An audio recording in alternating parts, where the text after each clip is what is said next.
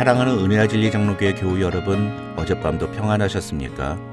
오늘도 우리와의 약속을 신실하게 지키시는 하나님의 신실하심을 바라보면서 그 하나님의 능력을 의지하며 살아가는 하루가 되시기를 주님의 이름으로 축원합니다.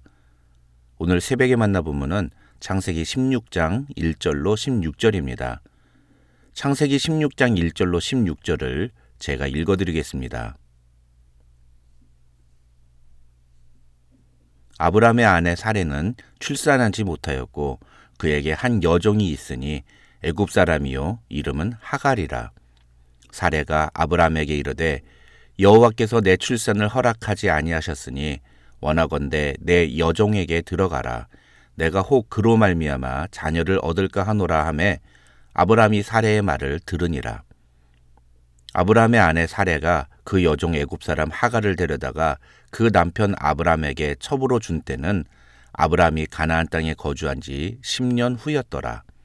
아브라함이 하갈과 동침하였더니 하갈이 임신하매 그가 자기의 임신함을 알고 그의 여주인을 멸시한지라. 사레가 아브라함에게 이르되 내가 받는 모욕은 당신이 받아야 옳도다. 내가 나의 여종을 당신의 품에 두었거늘 그가 자기의 임신함을 알고 나를 멸시하니 당신과 나 사이에 여호와께서 판단하시기를 원하노라.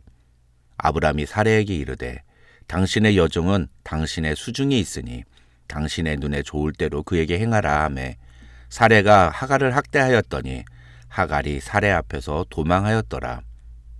여호와의 사자가 광야의 샘물 곁 곧 술길 샘 곁에서 그를 만나 이르되 사레의 여종 하갈아 네가 어디서 왔으며 어디로 가느냐. 그가 이르되 나는 내 여주인 사레를 피하여 도망하나이다. 여호와의 사자가 그에게 이르되 네 여주인에게로 돌아가서 그 수하에 복종하라.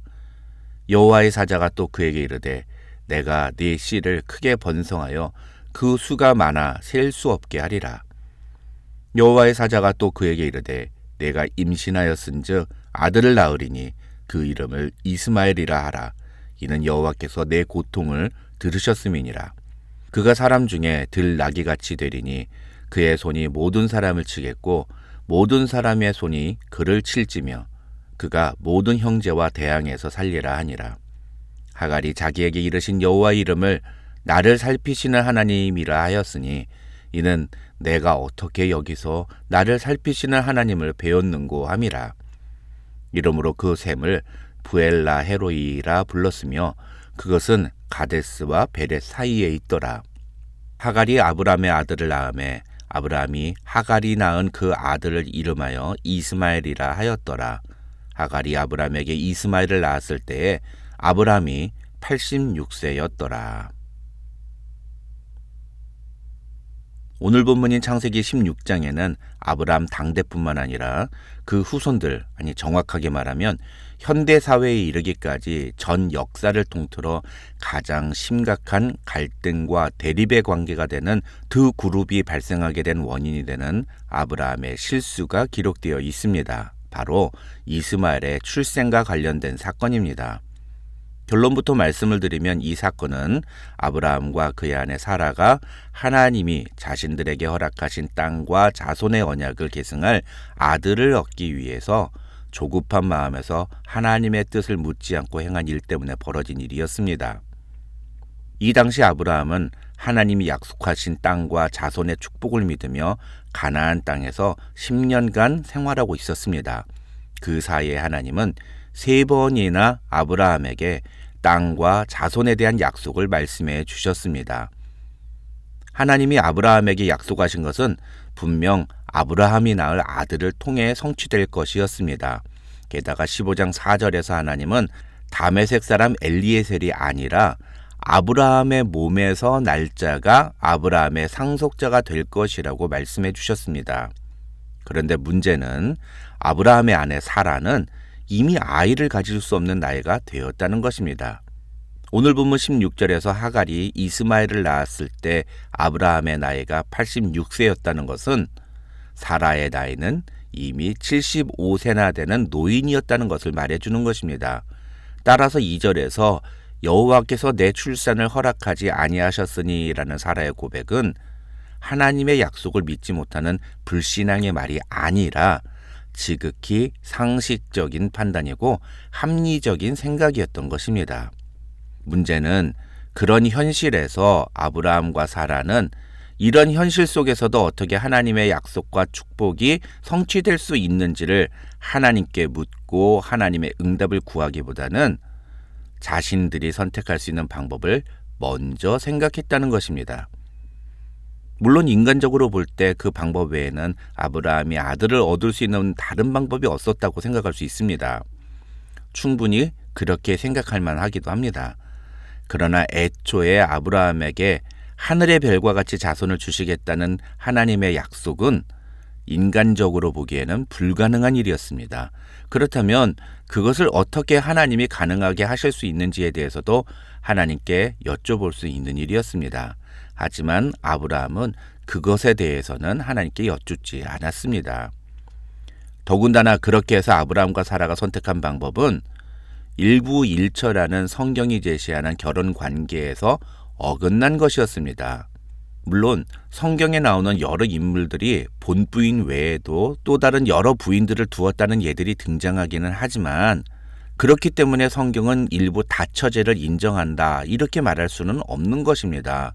오히려 그것은 일부일처라는 하나님이 세우신 부부관계를 인간이 죄성으로 무시하였음을 보여주는 증거일 뿐입니다. 다시 말해서 오늘 본문에서 사라가 제시한 첩을 통해 자녀를 얻는 것은 절대로 하나님이 보시기에 옳은 방법이 아닌 것입니다. 그런데 사실 오늘 본문에 기록된 아브라함의 실수는 오늘날 우리도 너무나 쉽게 저지르는 죄악의 모습이라고 할 수 있습니다. 하나님은 하나님이 정하신 때에 하나님이 정하신 방법으로 하나님의 뜻을 이루십니다. 그러나 우리 인간은 현실적인 상황에 근거한 판단으로 그 하나님의 뜻을 우리의 인간적인 방법으로 해결하려고 노력합니다. 그리고 가끔은 조급하고 초조한 마음에 잘못된 방법까지 선택하면서 그 뜻을 이루려고 합니다. 그러나 결국 이러한 아브라함과 사라의 잘못된 선택은 사라와 하갈뿐만 아니라 후에 21장에 가서는 이삭과 이스마엘 그리고 나아가 이스마엘의 후손인 오늘날 아랍 지역의 거의 모든 나라와 이삭의 후손인 이스라엘 사이의 대립과 갈등의 원인이 되었습니다. 우리 역시도 마찬가지입니다. 우리가 지금 내리는 선택과 결정이 우리 시대에는 그렇게 큰 문제가 되지 않을 수도 있습니다. 하지만 그것으로 인해 먼 미래에 어떤 결과가 미칠지는 지금 그 선택이 하나님 보시기에 어떤 것인가에 따라 달려 있다고 할 수 있습니다. 창세기 12장부터 15장에 이르는 10년의 시간 동안 하나님은 아브라함에게 그 땅과 자손에 대해 3번이나 약속을 확인해 주셨습니다. 그런데 사라는 그것을 자신의 방법으로 이루려고 했습니다. 그 선택의 결과는 비극과 저주로 이어졌습니다. 축복이 변하여 저주가 된 것입니다. 사라의 제안은 그들이 하나님의 언약을 온전히 신뢰하지 못한 모습이라기보다는 하나님의 언약의 본질을 온전히 이해하지 못한 모습이라고 보는 것이 옳습니다. 다시 말해서 우리에게 복을 주시는 분은 하나님이시고 그 복을 이루시는 것도 하나님이라는 사실을 인정한다면 그 때와 방법까지 하나님의 때와 하나님의 방법을 인정해야 합니다. 그것을 가리켜서 우리는 하나님의 주권을 인정한다라고 말합니다. 그런데 우리 인간은 늘 그것을 나의 힘으로, 나의 방법으로 이루어 보려고 합니다. 그 결과 하나님의 축복이 나의 노력에 의한 성취로 변질이 되며 나아가 축복이 변하여 저주가 되는 일이 일어나고 맙니다. 오늘 본문은 우리에게 이 엄청난 실수와 그 실수의 결과를 선명하게 보여주고 있는 것입니다. 그런데 4절을 보면 그렇게 아브라함과 동침한 후에 아브라함의 아이를 임신한 하갈이 그 여주인을 멸시했다는 표현이 나옵니다. 자기의 여주인은 아이를 낳지 못하는데 자신은 아브라함의 아이를 임신했으니 아마 의기양양하고 이제 아브라함의 집안은 자신의 것이라고 생각했을 것입니다. 그러자 사라는 남편 아브라함에게 내가 받는 이 모욕은 당신이 받아야 옳다고 이야기합니다. 이것은 하갈이 저런 식으로 나를 대하는 것은 당신 때문이라는 뜻입니다. 그러면서 사라는 하갈이 저렇게 행동하는 것과 관련해서 하나님이 나와 당신 사이를 판단하시기를 원한다고 말합니다. 사라는 자신이 선택한 일이 하나님 보시기에 얼마나 잘못된 것이었는지를 생각하기보다는 자신의 억울함을 남편의 탓으로 돌리고 하나님께서 그 책임을 물어주시기를 구하는 모습을 보여줍니다. 어떤 학자는 이런 사라의 태도를 가리켜서 하나님의 이름을 망령되이 일컫는 것이라고 표현하는데, 왜냐하면 자신의 분노를 풀기 위해서 하나님의 이름을 사용하고 있기 때문입니다. 그런데 더 기가 막힌 건 이런 사라의 모습에 대한 아브라함의 반응입니다. 아브라함은 매우 무책임한 태도를 보입니다.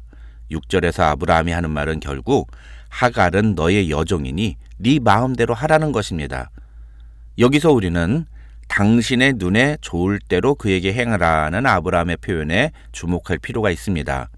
왜냐하면 오늘 본문인 창세기 16장에 나오는 사라나 하갈, 아브라함 모두 다 자기 눈에 좋을 대로 행동하는 사람들이기 때문입니다.